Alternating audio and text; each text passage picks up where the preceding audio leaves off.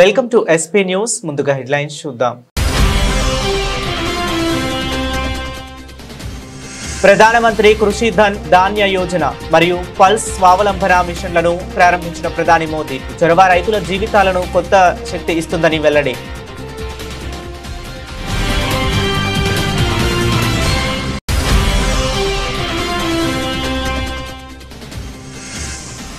భారత గడ్డపై నుంచి పాకిస్తాన్కు ఆఫ్ఘనిస్తాన్ వార్నింగ్. ఇండియాపై ప్రశంసలు, తమ ధైర్యాన్ని పరీక్షించవద్దంటూ పాకిస్తాన్కు గట్టిగా హెచ్చరిక.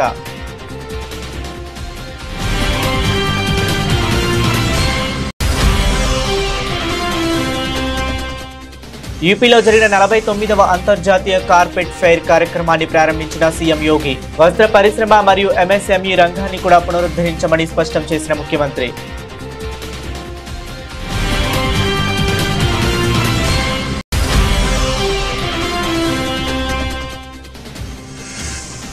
రియల్టర్లు, బిల్డర్ల సమస్యల పరిష్కారానికి ప్రభుత్వం సిద్ధం.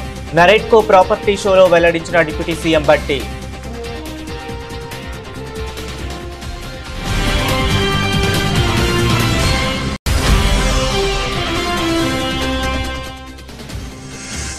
బగ్గుమన్న బీసీ సంఘాలు. 13న హైవేల దిగ్బంధం, 14న తెలంగాణ బాద్. హైకోర్టు తీర్పు ఏకపక్షమంటూ బీసీ నేతల తీవ్ర విమర్శ.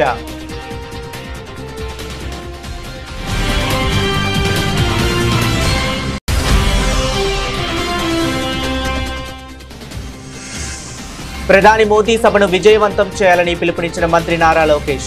ఏర్పాట్లపై ఉన్నత స్థాయి అధికారులతో మంత్రుల బృందం సమీక్ష.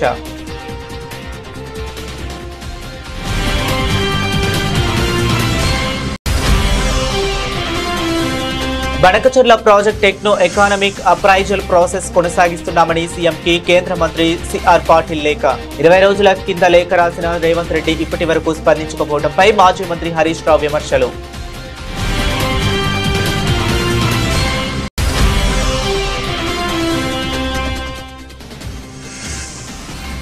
తనను అంతమొందించేందుకు కుట్ర జరుగుతుందన్న బొత్స సత్యనారాయణ. ఘటనపై విచారణ జరిపించాలని డిమాండ్.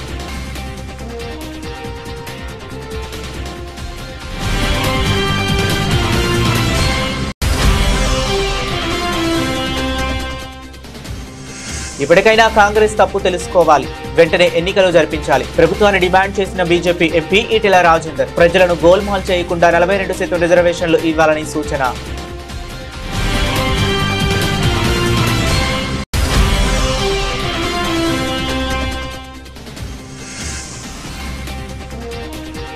తక్షణం ఆరోగ్యశ్రీ బకాయిలు చెల్లించాలి. మాజీ మంత్రి విడదల రజనీ డిమాండ్.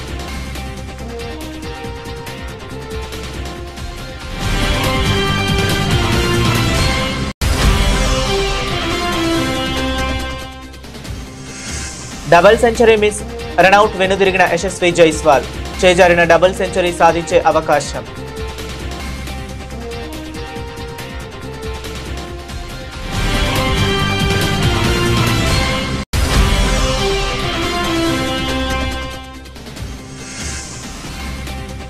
అల్లు అర్జున్ సినిమా ఓ ప్రయోగం. ప్రేక్షకులను కొత్త ప్రపంచంలోకి తీసుకువెళ్తామంటున్న దర్శకుడు అట్లీ.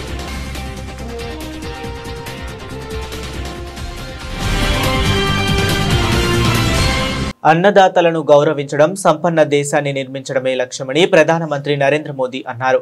ఇందులో భాగంగా న్యూఢిల్లీలోని పూసా క్యాంపస్ నుండి ప్రధానమంత్రి కృషి ధన్ ధాన్య యోజన మరియు పల్స్ స్వావలంబన మిషన్లను ప్రధాని ప్రారంభించారు.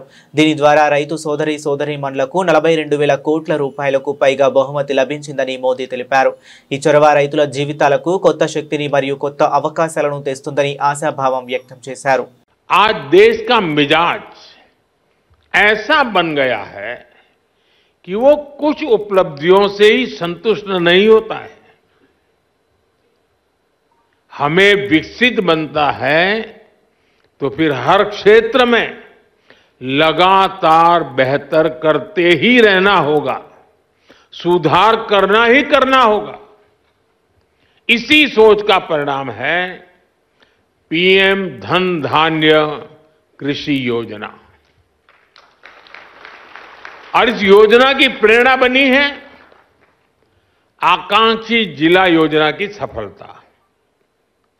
पहले की सरकारें देश के 100 से अधिक जिलों को पिछड़ा घोषित करके भूल गई थी। हमने उन जिलों पर विशेष ध्यान केंद्रित किया, उनको आकांक्षी जिला घोषित किया। इन जिलों में बदलाव का हमारा मंत्र था कन्वर्जेंस, कोलैबोरेशन और कंपटीशन। यानी पहले हर सरकारी विभाग अलग अलग योजनाओं, जिले के हर नागरिक, सबको जोड़ो, फिर सबका प्रयास के भाव से काम करो और उसके बाद बाकी जिलों के साथ स्वस्थ स्पर्धा करो। इस अप्रोच का फायदा आज दिख रहा है। साथियों, इन 100 से ज्यादा पिछड़े जिलों में, जिसे हम अब एस्पिरेशनल डिस्ट्रिक्ट कहते हैं, अब हम उसको पिछड़े जिले नहीं कहते हैं, 20% बस्तियां ऐसी थी जिन्होंने आजादी के बाद से सड़क ही नहीं देखी थी। आज आकांक्षी जिला योजना की वजह से अब ऐसी ज्यादातर बस्तियों को भी सड़कों से जोड़ा जा चुका है। భారత పర్యటనకు వచ్చిన ఆఫ్ఘనిస్తాన్ విదేశాంగ మంత్రి అమీర్ ఖాన్ ముత్తాకి పొరుగు దేశం పాకిస్తాన్పై తీవ్ర స్థాయిలో విరుచుకుపడ్డారు. తమ దేశంలో ఉగ్రవాదాన్ని పూర్తిగా తుడిచిపెట్టామని స్పష్టం చేసిన ఆయన శాంతి స్థాపన కోసం పాకిస్తాన్ను కూడా తమ మార్గాన్ని అనుసరించాలని హితవు పలికారు. అంతేకాకుండా కాబూల్పై జరిగిన వైమానిక దాడుల వెనుక పాకిస్తాన్ హస్తం ఉందని సంచలన ఆరోపణలు చేశారు. భారత విదేశాంగ మంత్రి ఎస్ జైశంకర్తో సమావేశమైన అనంతరం ముత్తాకి విలేకరులతో మాట్లాడారు. గత 4 ఏళ్లలో లష్కరే తోయిబా, జైషే మహమ్మద్ వంటి ఉగ్రవాద సంస్థలను ఆఫ్ఘన్ గడ్డపై నుంచి పూర్తిగా ఏరివేశాం. ప్రస్తుతం దేశంలో ఒక్క ఉగ్రవాది కూడా లేడు, అంగుళం భూమి కూడా వారి ఆధీనంలో లేదు అని ఆయన స్పష్టం చేశారు. ఈ సందర్భంగా పాకిస్తాన్ను ఉద్దేశించి శాంతి కోసం మేం చేసినట్లుగానే ఇతర దేశాలు కూడా ఉగ్రవాద సంస్థలపై చర్యలు తీసుకోవాలని సూచించారు. ఉత్తరప్రదేశ్లో బడోహి జిల్లాలో 49వ అంతర్జాతీయ కార్పెట్ ఫెయిర్ కార్యక్రమాన్ని ముఖ్యమంత్రి యోగి ఆదిత్యనాథ్ ప్రారంభించారు. ఈ సందర్భంగా ఆయన మాట్లాడుతూ తాము రాష్ట్రంలో వ్యవసాయాన్ని పునరుద్ధరించడమే కాకుండా గరిష్ట ఉపాధిని సృష్టించే వస్త్ర పరిశ్రమ మరియు ఎంఎస్ఎంఈ రంగాన్ని కూడా పునరుద్ధరించామని తెలిపారు. जब 2017 में मुझे उत्तर प्रदेश का दायित्व सौंपा गया तो मैं भौचक था इस बात को लेके कि उत्तर प्रदेश जैसे राज्य को संभालना, जहां पर हर तीसरे दिन एक दंगा होता है, जहां पर न बेटी सुरक्षित है न व्यापारी सुरक्षित है और बीमारू राज्य अलग से है, ये संभलेगा कैसे? लेकिन भारत के अतीत को देख करके हमें एक प्रेरणा प्राप्त होती थी कि नहीं, हम कर सकते हैं, हम इसको ठीक करेंगे। और आपने देखा होगा सुरक्षा का बेहतर माहौल मिला प्रदेश के अंदर। हम लोगों ने ईज ऑफ डूइंग बिजनेस की रैंकिंग को अपना सुधारा। उत्तर प्रदेश के अंदर हम लोगों ने प्रदेश के अंदर न केवल खेती किसानी को बल्कि सर्वाधिक रोजगार का सृजन करने वाले वस्त्र उद्योग को भी और एमएसएमई सेक्टर को भी जब पुनर्जीवित करना प्रारंभ किया। और हमारी असली ताकत क्या है? मैं भौचक था कि पहले से उस प्रकार के क्लस्टर हमारे पास मौजूद थे, दुनिया उसमें विकसित काफी आगे बढ़ी, हम आगे नहीं बढ़ पा रहे थे। और उन्हीं बातों को लेकर के हम लोगों ने उस समय मैंने एक कमेटी गठित की थी, उस कमेटी ने मुझे रिपोर्ट दिया था। मैंने पूछा कि भाई देखो अलग अलग जनपद में हमारे पास अन्य क्या संभावनाएं हैं, तो लोगों ने मुझे फिर रिपोर्ट दी थी। उस समय एक इंडिपेंडेंट कमेटी मैंने बनाई थी जिन्होंने मुझे रिपोर्ट दी थी कि हाँ, भदोई में कालीन का क्लस्टर है, उसको हम आगे बढ़ा सकते हैं। ऐसे ही हम मुरादाबाद में ब्रॉस का है। హైదరాబాద్లో రియల్ ఎస్టేట్ రంగం అభివృద్ధిలో దూసుకు వెళుతుందని ప్రభుత్వం ఇటీవలే నిర్వహించిన వేలంలో ఎకరం భూమి 177 కోట్లు పలకడమే ఇందుకు నిదర్శనమని రాష్ట్ర ఉప ముఖ్యమంత్రి బట్టి విక్రమార్క అన్నారు. రియల్టర్లు, బిల్డర్ల సమస్యల పరిష్కారానికి ప్రభుత్వం సిద్ధంగా ఉందని ప్రకటించారు. హైరైజు బిల్డింగులు, విల్లాలకే పరిమితం కాకుండా దిగువ మధ్యతరగతి వర్గాలను దృష్టిలో ఉంచుకొని బిల్డర్లు ప్రాజెక్టులు చేపట్టాలని సూచించారు. హైదరాబాద్లోని హైటెక్స్లో National Real Estate Development Council Naredco ఆధ్వర్యంలో జరుగుతున్న ప్రాపర్టీ షోను మంత్రి జూపల్లి కృష్ణారావుతో కలిసి బట్టి శుక్రవారం ప్రారంభించారు. ఈ సందర్భంగా ఆయన మాట్లాడుతూ హైదరాబాద్ నగర సమగ్ర అభివృద్ధికి ప్రభుత్వం కట్టుబడి ఉందని, ఏటా 10,000 కోట్లను ఖర్చు చేస్తున్నామని వెల్లడించారు. గడిచిన 2 ఏళ్లలో 20,000 కోట్లతో చేపట్టిన అభివృద్ధి పనుల ఫలితాలు ఇప్పుడిప్పుడే కనిపిస్తున్నాయన్నారు. ఇటీవలే 39 సీవరేజ్ ట్రీట్మెంట్ ప్లాంట్లు పనులకు ఆమోదం తెలిపామన్నారు. సీవరేజీ ప్లాంట్లు తాగునీటి అవసరాల కోసం దాదాపు 11,927 కోట్లను ఖర్చు చేస్తున్నామని, 13,704 కోట్లతో మరికొన్ని తాగునీటి సీవరేజీ ప్లాంట్ల పనులు ప్రతిపాదనలలో ఉన్నాయని వివరించారు. మూసీ సుందరీకరణకు ప్రభుత్వం చిత్తశుద్ధితో ఉందన్నారు. రీజనల్ రింగ్ రోడ్డుతో నగర ముఖ చిత్రం మారబోతుందని, రాష్ట్రంలో అన్ని ప్రాంతాలను కలిపేలా ఆర్ఆర్ఆర్ నిర్మాణం ఉంటుందని చెప్పారు. హైడ్రో ఏర్పాటుతో వచ్చిన ఫలితాలు కనిపిస్తున్నాయని తెలిపారు. పారడైజ్ జంక్షన్ నుంచి నేషనల్ హైవేను కలుపుతూ ఎలివేటెడ్ కారిడార్ నిర్మాణానికి 1,487 కోట్లు వెచ్చిస్తున్నామని తెలిపారు. There is really no comparison between the Hyderabad of today and the Hyderabad when I studied. And also I am sure there will be no comparison between the Hyderabad of today and the Hyderabad where tomorrow the grandchildren will study. The kind of pace it is going fast. This is what we in the Telangana government are determined to preserve and strengthen growth and grace. You know, the present government, under the leadership of our Chief Minister and the entire cabinet, is very much committed for the overall and all-round development of the city, whereby we believe Telangana state is more or less a city state. That's the reason we are focusing more and more on building on the city and allotting more budget for the growth of the city also, not only for the infrastructure, even otherwise also. స్థానిక సంస్థల ఎన్నికల్లో బీసీలకు కేటాయించిన 42% రిజర్వేషన్లపై high court stay విధించడాన్ని నిరసిస్తూ BC సంఘాలు ఆందోళనకు పిలుపునిచ్చాయి. 14న రాష్ట్ర వ్యాప్త బంద్ నిర్వహించనున్నట్లు ఎంపీ ఆర్ కృష్ణయ్య ప్రకటించగా, 13న జాతీయ రహదారులను దిగ్బంధం చేయనున్నట్లు జూజుల శ్రీనివాస్ గౌడ్ తెలిపారు. హైకోర్టు నిర్ణయంపై బీసీ సంఘాల నేతలు తీవ్ర ఆగ్రహం వ్యక్తం చేశారు. హైదరాబాద్లోని బషీర్బాగ్ ప్రెస్ క్లబ్లో 22వ బీసీ సంఘాలతో జరిగిన సమావేశంలో ఆర్ కృష్ణయ్య ఈ నిర్ణయాన్ని వెల్లడించారు. ఎన్నికల నోటిఫికేషన్ విడుదలయ్యాక హైకోర్టు ఏకపక్షంగా స్టే ఇవ్వటం దారుణమని ఆయన విమర్శించారు. బీసీ రిజర్వేషన్ల సాధన ఇప్పుడు ఒక ప్రజా ఉద్యమంగా మారిందని, మిలియన్ మార్చ్ తరహాలో శాంతియుతంగా ఉద్యమిస్తామని ఆయన స్పష్టం చేశారు. ఈ బంద్కు అన్ని రాజకీయ పార్టీలు మద్దతు ఇవ్వాలని కోరారు. ఎన్నికల షెడ్యూల్ ప్రకటించినప్పుడు స్టే ఇవ్వలేదు, ఎన్నికల నోటిఫికేషన్ వేసినాక స్టే ఇవ్వడం అనేది ఇది బీసీల నోటికాడ ముద్ద లాక్కోవడం తప్ప ఇంకేం కాదు. దేశ చరిత్రలో ఎన్నికల నోటిఫికేషన్ వేసిన తర్వాత ఎప్పుడు కూడా స్టే ఇవ్వలేదు కోర్టులు. సుప్రీంకోర్టు తీర్పులు డైరెక్షన్స్ ఉన్నాయి. దానికి ఏంటిదంటే ఎన్నికల నోటిఫికేషన్ ఒకసారి వేసినాక స్టే ఇవ్వద్దని. ఎన్నికల సంఘం అనేది ఒక రాజ్యాంగబద్ధమైన స్వతంత్ర సంస్థ. అట్లాంటి సంస్థ స్టే చేసినప్పుడు ఇవ్వలేదు, గవర్నమెంట్ దానికి కౌంటర్ వేసినప్పుడు ఇవ్వలేదు. పబ్లిక్ మేము 30 బీసీ సంఘాలు అప్పుడే దానికి ఇంప్లీడ్ అయినప్పుడు వేయలేదు. చివరకు ఒక రోజు అందరు అయినాక ఆర్గ్యుమెంట్ చేసినప్పుడు కూడా ఇవ్వలేదు. ఆ రోజు ఏమన్నారు, ఫస్ట్ డే మొన్న అన్ని ఇంప్లీడ్ అయినాక ఆర్గ్యుమెంట్ చేసినప్పుడు కోర్టు స్టే అడిగారు వాళ్ళు పిటిషనర్స్. అప్పుడు కోర్టు ఏమన్నది, ఈ దశలో మేము ఇవ్వలేము, ఎన్నికల షెడ్యూల్ ప్రకటించేది అని చెప్పారు. నిన్న ఏ కారణం చేత ఏ అదృశ్య శక్తులు ఇన్ఫ్లుయెన్స్ చేశారు, ఎందుకు ఇచ్చారో దానికి నిరసనగా రాష్ట్ర ప్రజలందరూ కూడా అనేక అనుమానాలు ఉన్నాయి, అగ్గాయం మండుతున్నారు. ఇది బీసీల నోటికాడి అన్న ముద్ద లాక్కోవడం. మేమేం తమాషా ఉందా? బీసీలు అంటే ఇంత చిన్న చూపు, ఇంత నిర్లక్ష్యమా? అరే, ఎన్నికల నోటిఫికేషన్ చేసిన చరిత్రలో ఎప్పుడు లేదు. ఒక రిజర్వేషన్లు ఇచ్చినప్పుడే మీరు స్టే ఇవ్వడంలో ఉద్దేశం ఏమిటిదని చెప్పి మేము ప్రశ్నిస్తున్నాం. దీని వెనుక తప్పనిసరి ఏదో కథ నడిచింది. దీన్ని తీవ్రంగా బీసీలంతా జీర్ణించుకోలేకపోతున్నారు. ఇది చాలా తీవ్రమైన విషయం. స్టే ఇవ్వడానికి కూడా బలమైన కారణాలు ఏం లేవు. ఈ కేసు 9G వెనుక బలమైనటువంటి హేతుబద్ధమైనటువంటి గ్రౌండ్స్ ఉన్నాయి.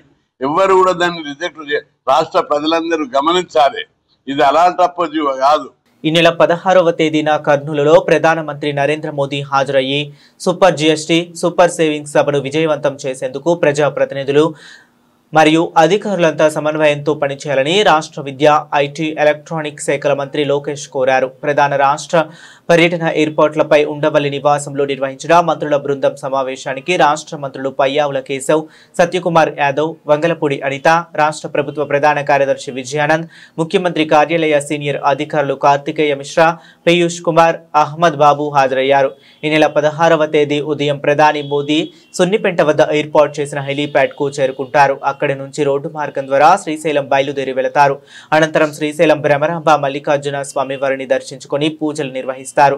తర్వాత శ్రీశైలం నుంచి బయలుదేరి కర్నూలు సమీపంలో నన్నూరు రంగమయూరు గ్రీన్ హిల్స్ ప్రాంగణంలో ఏర్పాటు చేసిన సూపర్ జీఎస్టీ సూపర్ సేవింగ్ సభ ప్రాంగణానికి చేరుకుంటారు. అక్కడ నిర్వహించే సభలో ప్రధాని మోదీతో పాటు ముఖ్యమంత్రి చంద్రబాబు నాయుడు, ఉప ముఖ్యమంత్రి పవన్ కళ్యాణ్, విద్యా ఐటీ శాఖల మంత్రి లోకేష్ ప్రసంగిస్తారు.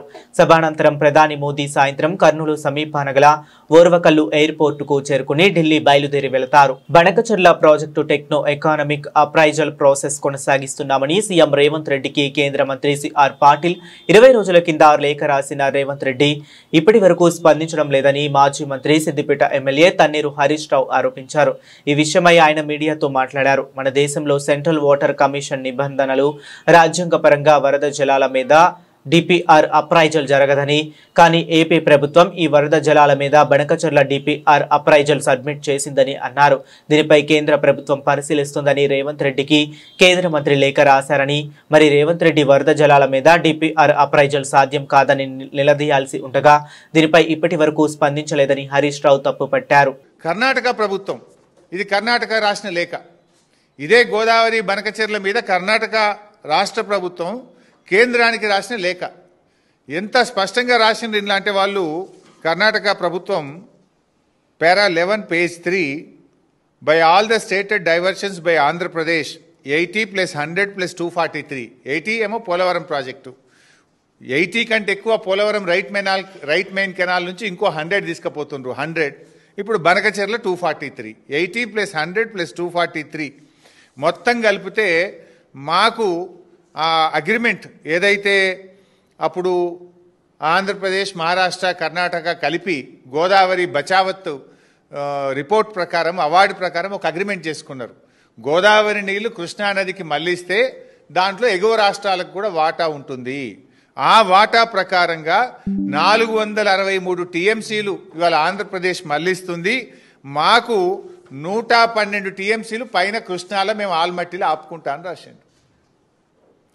423 టీఎంసీలు ఆంధ్రప్రదేశ్ మళ్లిస్తుంది. బనకచెర్ల కావచ్చు, పోలవరం కావచ్చు, అదనంగా తీసుకునేది కావచ్చు. మొత్తం 423లో 112 టీఎంసీలు పైన ఆపుకుంటా. ఎంత స్పష్టంగా రాస్తారంటే పేజ్ 13లో the ministry of Jal Shakti is requested to intimate the date of clearance of the project in question so that Karnataka can take appropriate action for utilization of Krishna water. మీరు ఎప్పుడు అనుమతిస్తారో మాకు చెప్పండి. మీరు అనుమతిస్తే ఇక మేము తెల్లారికెళ్ళి మీద నీళ్ళు ఆపుకుంటా, కృష్ణానది జలాలు నేను ఆపుకుంటా మీద అంటుండు. మీరు అనుమతిస్తే మీద నీళ్ళు నేను ఆపేసుకుంటా అంటుండు. ఎవడు నష్టపోతాడు? తెలంగాణ పరిస్థితి రెండింటికి చెడ్డ రేవుడవుతుంది. కింద గోదావరి నీళ్ళు పోతే మీద కర్ణాటక వాడు కృష్ణా నీళ్ళు ఆపుకుంటే మన బతికేం కావాలి? మాకు హక్కున్నది.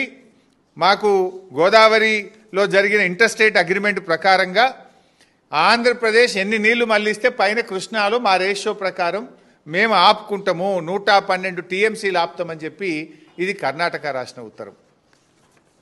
ఇక మూడోది, వైసీపీ సీనియర్ నేత, ఏపీ శాసన మండలిలో ప్రతిపక్ష నేత బొత్స సత్యనారాయణ ప్రత్యర్థులపై సంచలన ఆరోపణలు చేశారు. తనను అంతమొందించేందుకు కొందరు కుట్ర పన్నుతున్నారని ఆయన ఆరోపించారు. ఇటీవలే పైడితల్లి సిరిమానోత్సవంలో బొత్స సత్యనారాయణ కుటుంబ సభ్యులు పాల్గొన్న వేదిక కూలిపోయిన విషయం తెలిసిందే. అయితే ఈ ఘటనలో ఎవరికీ ఎటువంటి ప్రమాదం జరగలేదు. ఈ ఘటనపై ఆయన స్పందిస్తూ విజయనగరంలో మీడియా సమావేశంలో ప్రత్యర్థులపై ఆరోపణలు చేశారు. వేదిక కూలిన ఘటనపై విచారణ చేపట్టారు చేపట్టాలని బొత్స డిమాండ్ చేశారు. ఈ విషయంపై గవర్నర్ సీఎంకు లేఖ రాయనున్నట్లు తెలిపారు. పైడి తల్లి సిరిమానోత్సవంలో తన కుటుంబ సభ్యులతో పాటు వైసీపీ నాయకుల కోసం ఏర్పాటు చేసిన వేదిక ఎలా కూలిందని ఆయన ప్రశ్నించారు. ఈ అంశంలో కలెక్టర్, ఎస్పీకి బాధ్యత లేదా అని ప్రశ్నించారు. దీని వెనుక ఎవరున్నా బయటకు లాగుతామని అన్నారు.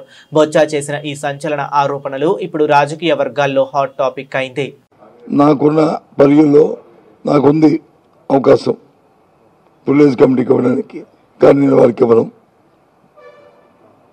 నేను గవర్నర్కి రాజ్యాంగబద్ధమైన గవర్నర్ గారికి లేఖ రాస్తాను. సంబంధిత స్టేట్లో ఉన్న అత్యున్నత అధికారి సిఎస్కి లేఖ రాస్తాను. దీంట్లో ఈ కుట్రకోణాన్ని బయటకు తీయాలని కోరుతాను. ఎవరు చేశారు? పరిమితి ఎంతమంది మించిపోయారు? పరిమితి ఎంతమంది?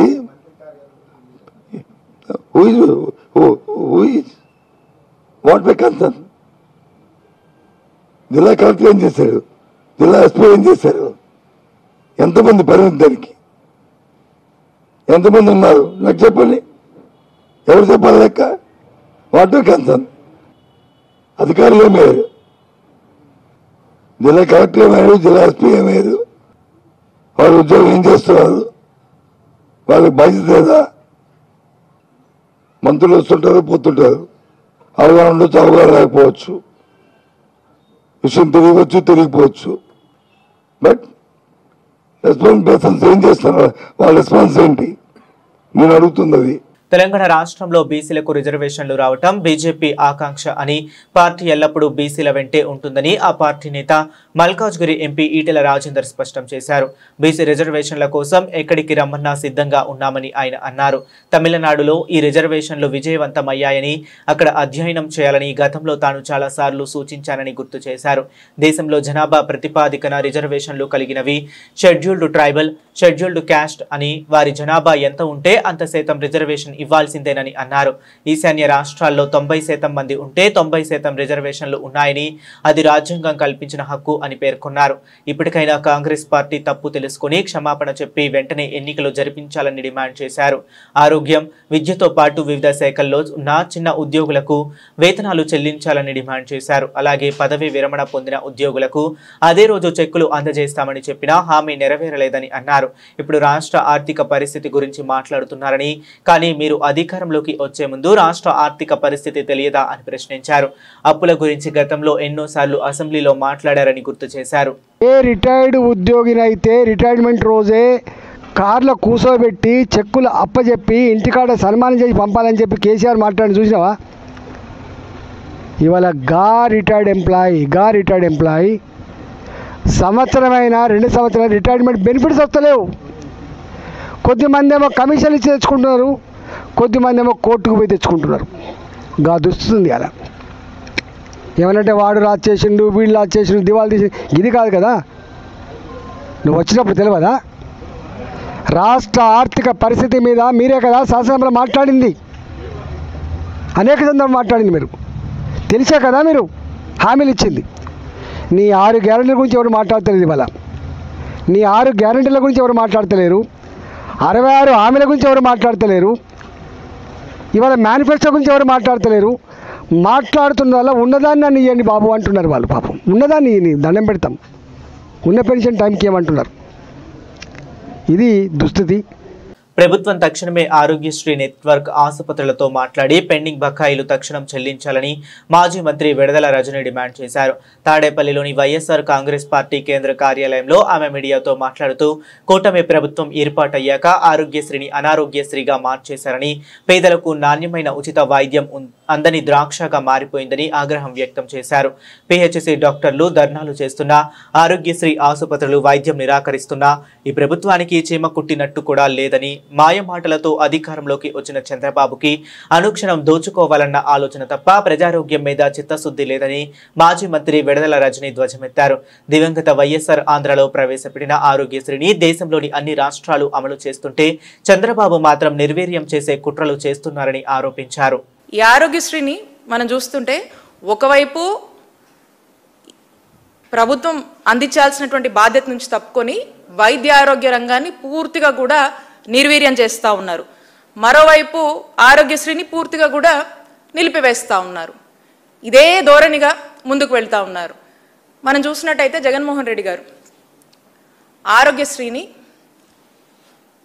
1059 ఉన్నటువంటి ప్రొసీజర్స్ని మరింత స్ట్రెంథన్ చేసి 3257 ప్రొసీజర్స్ వరకు కూడా పెంచి ప్రజలందరికీ కూడా చక్కటి నాణ్యమైన వైద్య సేవలు మనం అందించాము. అలాగే ఆరోగ్య ఆసరా అందించాము. ఏదైనా ఒక రోగికి ఏదైనా ఇబ్బంది వచ్చి ఏదైనా సర్జరీ ఏదైనా అయితే పోస్ట్ సర్జరీ కింద ఆన్ అన్ యావరేజ్ పర్ డేకి 225 రూపీస్ నుంచి గరిష్టంగా మనం ఒక 5,000 వరకు కూడా డాక్టర్ సలహా మేరకు ఈ ఆరోగ్య ఆసరా అని చెప్పి మనం ఇవ్వడం జరిగింది. ఈరోజు అది లేదు. నెట్వర్క్ హాస్పిటల్స్ చాలా చక్కగా పనిచేసేవి, చాలా చక్కగా ఎంకరేజ్ చేసేవాళ్ళం. 9,000 చిల్లర ఉన్నటువంటి నెట్వర్క్ హాస్పిటల్స్ని 2,300 నెట్వర్క్ హాస్పిటల్స్ వరకు కూడా పెంచాము. వాటిని ఎంకరేజ్ చేస్తూ వాటిని మోటివేట్ చేస్తూ పని చేయించుకోవాల్సినటువంటి బాధ్యత ప్రభుత్వంగా మంది. ప్రజలకు నాణ్యమైన వైద్య సేవలు అందించేలాగా అన్ని మెజర్స్ తీసుకోవాల్సిన బాధ్యత ప్రభుత్వానిది. 3,000 కోట్లు సుమారుగా ఏదైతే బకాయిలు నెట్వర్క్ హాస్పిటల్కి చెల్లించాల్సి ఉందో ఈ బకాయిల్ని తక్షణమే సంప్రదింపులు చేసి ఆ బకాయిల్ని పూర్తిగా కూడా నెట్వర్క్ హాస్పిటల్కి చెల్లించి వాళ్ళని మళ్ళా మోటివేట్ చేసి ప్రజలకు అన్యాయం చేయొద్దు, ఆరోగ్యశ్రీని ఆరోగ్యవంతంగా ముందుకు నడపండి అని చెప్పి వైఎస్ఆర్ కాంగ్రెస్ పార్టీ డిమాండ్ చేస్తూ ఉంది. డెఫినెట్గా అదే అంటున్నా కదా, ఎప్పుడు చంద్రబాబు నాయుడు గారు ప్రభుత్వం వచ్చినా విద్య కావచ్చు, వైద్యం సంబంధించి కావచ్చు, అప్పులైపోవటం, వాళ్ళ కర్మకు వాళ్ళు మిగిలిపోవడం తప్పితే కొత్తగా జరిగేది ఏముండదు. అదే మరి ఈ రోజున వైఎస్ఆర్ కాంగ్రెస్ పార్టీ ప్రజల పక్షాన నిలబడి పదే పదే మేము చెప్తా ఉన్నాం, ప్రభుత్వంగా వైద్యం అందించాల్సినటువంటి బాధ్యత ప్రభుత్వం మీదే ఉంటుంది. Government is a continuous process. So వాళ్ళు చేయాల్సినటువంటి ఇవ్వాల్సినటువంటి ఆరోగ్య భద్రతను కానీ ఆర్థిక భద్రతను కానీ ఇస్తే ఈ రాష్ట్ర ప్రజలు యొక్క ఆరోగ్యం బాగుంటుంది. విద్యాపరంగా కావచ్చు, వైద్యం పరంగా కావచ్చు, అందరూ బాగుంటారు. ఇవి వాళ్ళు డినై చేస్తున్నారు కాబట్టే మేము ఈ పోరాటం చేస్తూ ఉన్నాం. భారత యువ ఓపెనర్ యశస్వి జైస్వాల్ అద్భుతమైన ఇన్నింగ్స్ కు దురదృష్టకర రీతిలో తెరపడింది. వెస్టిండీస్ తో ఢిల్లీ వేదికగా జరుగుతున్న రెండో టెస్ట్ లో డబుల్ సెంచరీకి చేరువైన జైస్వాల్ అనూహ్యంగా రనౌట్ రూపంలో వెనుదిరిగాడు. సహచర ఆటగాడు శుభమన్ గిల్ తో సమన్వయ లోపం కారణంగా విలువైన వికెట్ ను చేజార్చుకున్నాడు. రెండో రోజు ఆట తొలి సెషన్ లో ఈ ఘటన చోటు చేసుకుంది. మిడ్ ఆఫ్ దిశగా బంతిని ఆడిన జైస్వాల్ పరుగు కోసం ముందుకు వెళ్లాడు. అయితే నాన్ స్ట్రైకర్ ఎండ్ లో ఉన్న గిల్ స్పందించలేదు. అప్పటికే పిచ్ మధ్యలో చేరుకున్న జైస్వాల్ తిరిగి క్రీజులోకి వెళ్లేందుకు ప్రయత్నించాడు. కానీ ఫీల్డర్ చందర్పాల్ వేగంగా బంతిని అందుకొని వికెట్ల వైపు విసరడంతో జైస్వాల్ తన వికెట్ ను కోల్పోవాల్సి వచ్చింది. ఈ రనౌట్ తో 175 పరుగుల వ్యక్తిగత స్కోర్ వద్ద జైస్వాల్ నిరాశగా పెవిలియన్ చేరాడు. దీంతో డబుల్ సెంచరీ చేసే సువర్ణ అవకాశాన్ని చేజార్చుకున్నాడు. మరోవైపు కెప్టెన్ గిల్ అర్ధశతకం పూర్తి చేసుకున్నాడు. ప్రస్తుతం భారత జట్టు తన తొలి ఇన్నింగ్స్ లో 105 ఓవర్లలో 3 వికెట్ల నష్టానికి 400 పరుగులు చేసింది.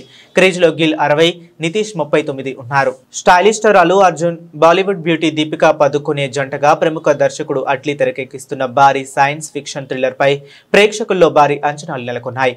ఈ సినిమాకు సంబంధించి అట్లీ చేసిన తాజా వ్యాఖ్యలు సినీ వర్గాల్లో ఆసక్తి రేపుతున్నాయి. తమ చిత్రం ఒక సాధారణ సినిమా కాదని, ప్రేక్షకులకు సరికొత్త అనుభూతిని ఇచ్చేలా సరికొత్త దారిని తామే సృష్టిస్తున్నామని ఆయన స్పష్టం చేశారు. బెంగళూరులో జరిగిన ఒక పికిల్ బాల్ టోర్నమెంట్ కు ముఖ్య అతిథిగా హాజరైన అట్లీ ఈ సందర్భంగా మీడియాతో ముచ్చటించారు.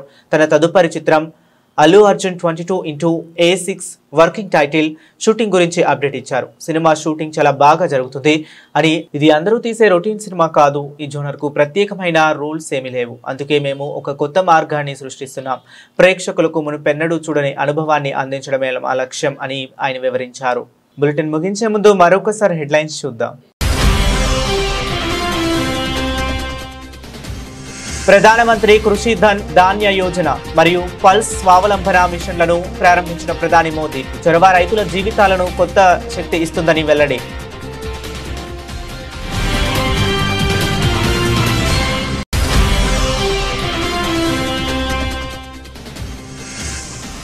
భారత గడ్డపై నుంచి పాకిస్తాన్ కు ఆఫ్ఘనిస్తాన్ వార్నింగ్. ఇండియాపై ప్రశంసలు, తమ ధైర్యాన్ని పరీక్షించవద్దంటూ పాకిస్తాన్ కు గట్టిగా హెచ్చరిక.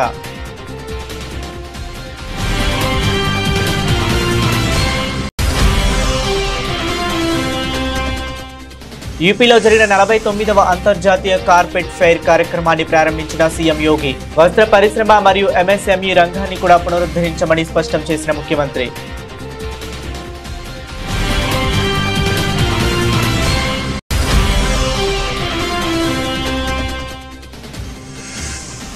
రియల్టర్లు, బిల్డర్ల సమస్యల పరిష్కారానికి ప్రభుత్వం సిద్ధం. నరేట్కో ప్రాపర్టీ షోలో వెల్లడించిన డిప్యూటీ సీఎం బట్టి.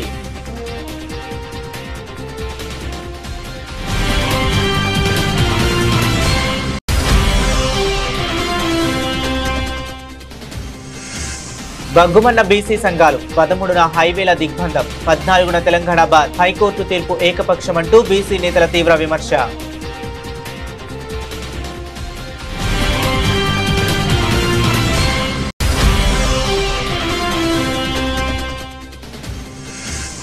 ప్రధాని మోదీ సభను విజయవంతం చేయాలని పిలుపునిచ్చిన మంత్రి నారా లోకేష్. ఏర్పాట్లపై ఉన్నత స్థాయి అధికారులతో మంత్రుల బృందం సమీక్ష.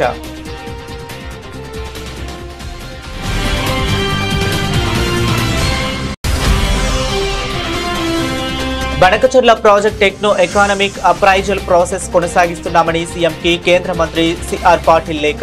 20 రోజుల కింద లేఖ రాసిన రేవంత్ రెడ్డి ఇప్పటి వరకు స్పందించకపోవడంపై మాజీ మంత్రి హరీష్ రావు విమర్శలు.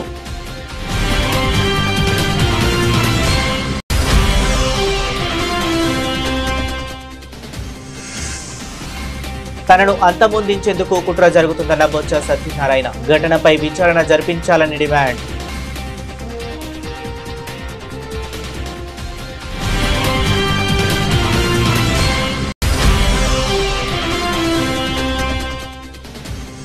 ఇప్పటికైనా కాంగ్రెస్ తప్పు తెలుసుకోవాలి, వెంటనే ఎన్నికలు జరిపించాలి. ప్రభుత్వాన్ని డిమాండ్ చేసిన బీజేపీ ఎంపీ ఈటెల రాజేందర్. ప్రజలను గోల్మాల్ చేయకుండా 42% రిజర్వేషన్లు ఇవ్వాలని సూచన.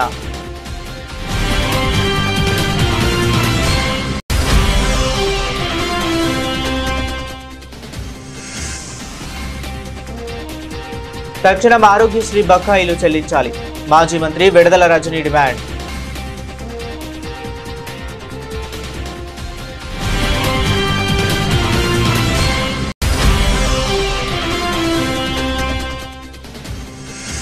డబుల్ సెంచరీ మిస్, రనౌట్ వెనుదిరిగిన యశస్వి జైస్వాల్. చేజారిన డబుల్ సెంచరీ సాధించే అవకాశం.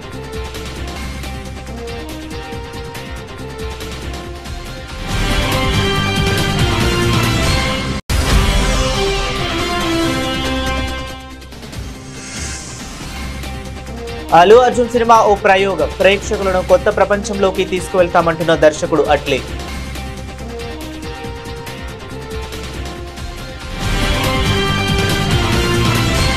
ఇవి ఇప్పటి వరకు ఉన్న అప్డేట్స్. మరిన్ని అప్డేట్స్ కోసం కీప్ వాచింగ్.